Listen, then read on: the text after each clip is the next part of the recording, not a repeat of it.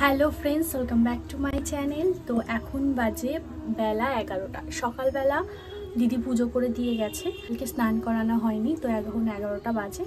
তো আমি এখন গোপালকে সেবা দেব, সেটাই তোমাদের সাথে শেয়ার করছি। আর আমাদের যেহেতু পুরানো দিনের ঘর, দেখলে বুঝতে পারবে ওখানগুলো পুরো অবস্থা খুব খারাপ হয়ে গেছে। এই বাড়িটা আমাদের প্রায় 100-150 বছরের পুরাতন শুনেছি। আর কোনোদিনও যদি ভিডিও দিয়ে থাকি আমাদের বাড়ি, তোমরা দেখলে বুঝতে পারবে। এই ঘরটা আগে ছিল ঠাকুর ঘরই ছিল। আমার ঠাকুমা যখন বিয়ে করে এসেছিল তখন এই ঘরেই পুজো টুজো করতো।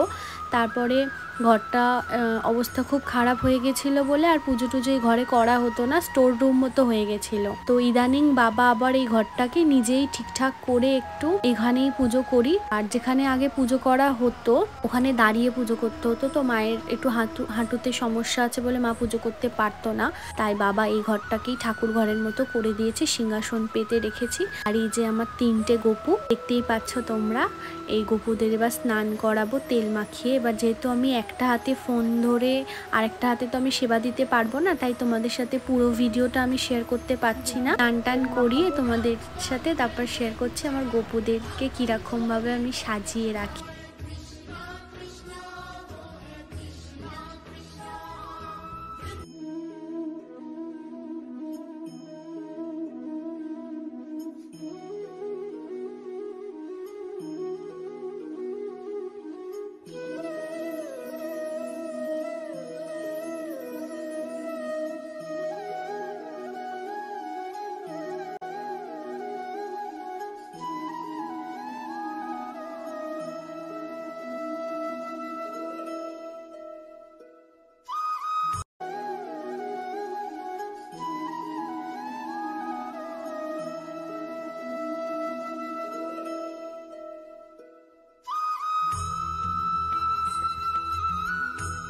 পুজো দেওয়া হয়ে গেছিল, তারপরেই চুলটা একটু ভিজেছিল, ভাবলাম চুলে একটু হেয়ার মাস্ক দিয়ে, অনেকদিন দিইনি আর টাইমও পাওয়া যায় না। আর রবিবার একটু প্যাম্পারিং এর দিন, তাই একটু প্যাম্পার করছি নিজেকে।